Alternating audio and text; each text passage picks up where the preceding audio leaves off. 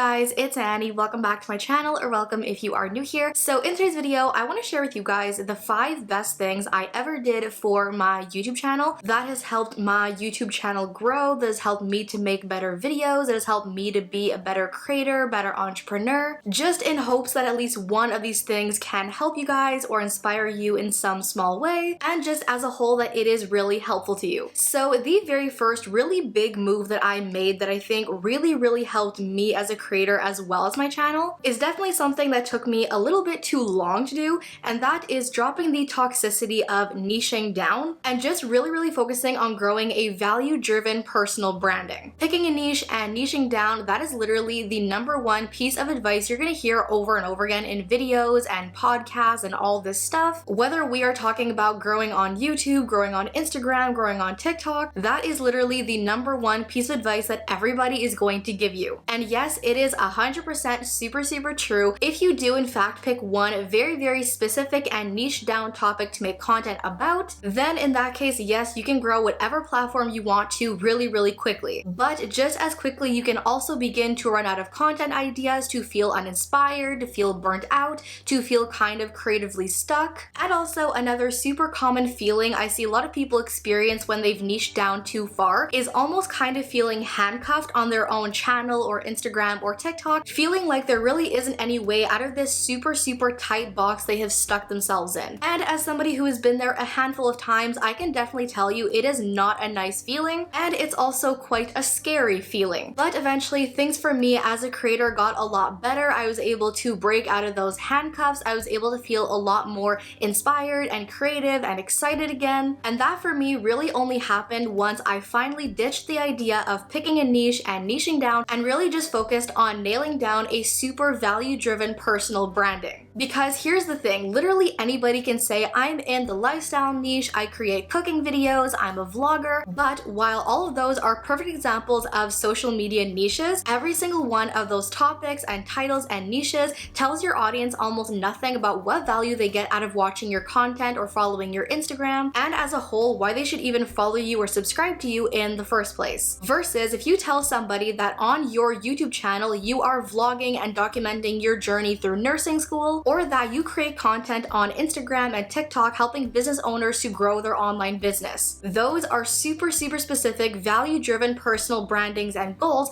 that is going to tell your audience super specifically what they get out of following you. So most definitely, coming down from just generally telling my audience that I make videos helping YouTubers and entrepreneurs, beginning to nail down a much more specific personal branding and value, I was then able to establish that on my YouTube channel, my branding is helping content creators and entrepreneurs to grow their online presence. That is a lot clearer and a lot more value driven, but that also incorporates a lot more content that is relevant to my target audience. Content about planning content, about creating content, about marketing content, about becoming a much better creator or entrepreneur. That is when I began to feel a lot more creatively free, a lot less handcuffed, a lot less stuck in a box, while also feeling like I have a lot clearer now of a direction of where I'm taking my content, where I'm taking my platforms, who I am establishing myself as a personal brand online. So now I am my own branding, I am my own niche, and I feel a whole lot better for it. So while that was a super lengthy rant, that is definitely the #1 out of 5 best things I ever did for myself and my channel as a creator. So then moving on into the second best thing I ever did for my channel and my platform as a whole is investing back into it. And no, I don't just mean investing into it in terms of buying a new camera, getting a super expensive editing software, buying an over-the-top expensive lighting setup, but also in terms of investing in and buying online courses that educated me about how to grow my platforms, how to become an entrepreneur, how to be a successful creator, paying for a few months of a Skillshare membership to learn and develop new skills as an entrepreneur and creator, as well as investing in products like TubeBuddy, vidIQ, Canva, Photoshop, basically all of these incredible tools that allow me to create my content and grow my platform. Let's be perfectly honest, it's always a little bit daunting and scary to be investing any kind of money when you're not quite sure what the outcome is going to be, whether or not you're going to get your money's worth. And I am not even going to lie to you guys, there have been lots of times I've bought an online course,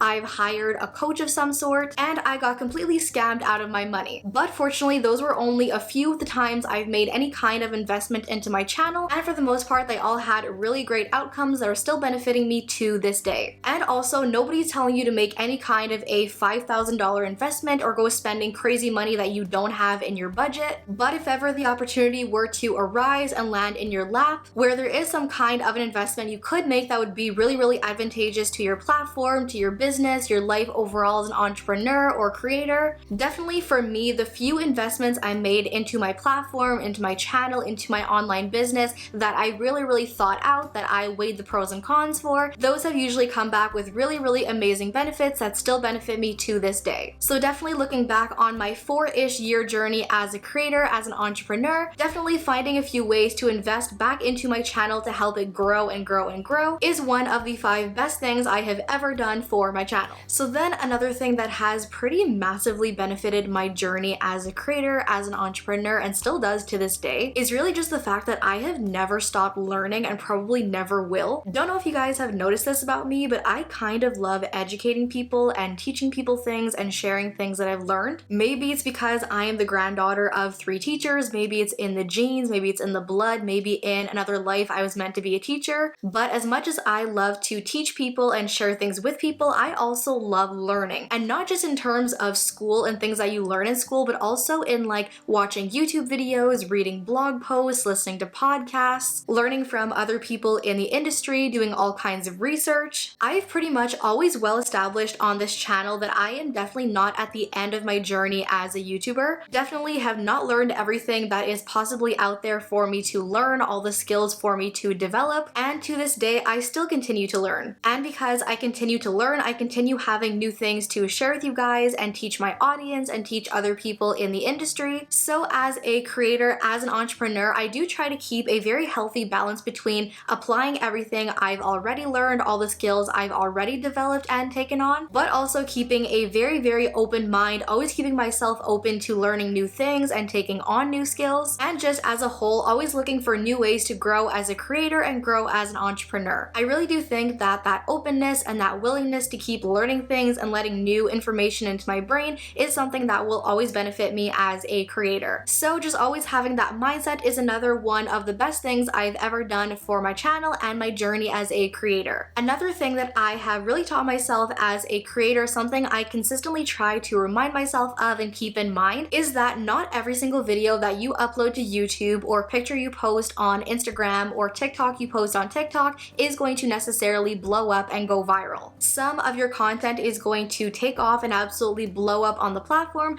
Other forms of your content are going to totally flop. And honestly, in my opinion, I think you have to have a healthy balance of both if you want to be successful. Because I know for a fact that I could literally sit down here and film 100 different videos all about how to get subscribers, how to get views, and probably every single one of those videos would get like 10,000 views in a week. And then I could make a bunch of other videos on topics that my core audience is not so interested in, and it's just not going to get that many views and not perform as high. But the truth of the matter is that you cannot always just keep chasing after whatever content is going to get you views and help you blow up and never ever create any other content. While you are creating content for your audience and other people to discover and other people to enjoy, you are still the one who has to film your videos or take your pictures or film your TikToks and then edit them and then post them. And let me be the first one to tell you, if you are only creating content that gets you views and not focusing on what you genuinely like creating, you are going to feel so creatively frustrated and stuck and burnt out, and that is just not a very nice feeling. So not only just adopting that mentality and that mindset, but just allowing myself and giving myself that sort of grace as a creator to really just create whatever content I am passionate about, whatever I want to share with my audience, regardless of views and performance. That is something that as a creator consistently keeps me inspired and excited and passionate, and that is something that you really just can't get rid of if you want to be successful. And also, you just really never know what video is going to take off and when. That super random video I made about what to put in your description box, who knew that was going to blow up? Literally every single one of my creator friends I have ever talked to who have had a video blow up on YouTube, on the first day they sat down to plan that video and film the video and edit it, they had absolutely no idea that video was gonna blow up. So definitely that is one mindset I really had to adopt and consistently remind myself of. And then finally, something I will always be really grateful to myself for having focused on from day one is really just taking myself down from here, keeping myself here, and being equal with my audience. Honestly, with the majority of people I follow on social media, whether it's YouTube, Instagram, Twitter, TikTok, even if those content creators and those influencers aren't inherently snobby and not really into themselves, there's really just always been this kind of like a divide between the creators and the influencers and their followers and their audience. Let's be honest here, I am not a celebrity. I'm never going to be the next David Dobrik. I'm not a Kylie Jenner level influencer. As soon as I finish recording, I turn off my camera and I'm done doing my YouTube work for the day. I am just a regular person like the rest of you guys. I have my favorite TV shows, my favorite music. I have my family members and my friends I spend time with. I go to my favorite restaurants. There is absolutely nothing special about me that makes me any more important or special than any of you guys. Building and growing a relationship and a community with my audience is something I have really prioritized pretty much from day one and something I am grateful for literally every single day. Starting my Facebook group that now has over like 10,000 of you guys, taking time every day to talk to you guys in my comment section and have conversations with you, talking to you guys in my Instagram DMs when I used to do all kinds of live streams on the weekends on my channel, seeing all the same names in my YouTube comments, my Facebook group, my Instagram DMs, my Instagram comments. That's honestly what it's all about for me and what it's always been about. Just like how in a normal classroom, a teacher knows all their students by name, they know a little bit about each one of their students. I absolutely love actually getting to know you guys, building a bond with you, building a relationship with you, getting to know your stories and your journeys and what it is you are following me for, what it is I'm helping you with, seeing all of the milestones that you guys achieve on your channels because of watching my videos. That part of my journey and everything I've accomplished, there is nothing that is more valuable to me than that. So definitely putting in the effort to really grow a bond with my audience, grow a community where all of us are constantly interacting. That is by far one of the best things I have ever done and accomplished on this journey. So yeah, you guys, that is pretty much it for this video. Those are the 5 best things I have ever done, I think personally, for my journey as a YouTuber, my journey as an entrepreneur, and just basically all these things I am super grateful to myself for having learned and done throughout my journey. As always, you guys, I hope you enjoyed watching. Thank you all for watching. Love you all to the moon and back, and I'll see you in my next video.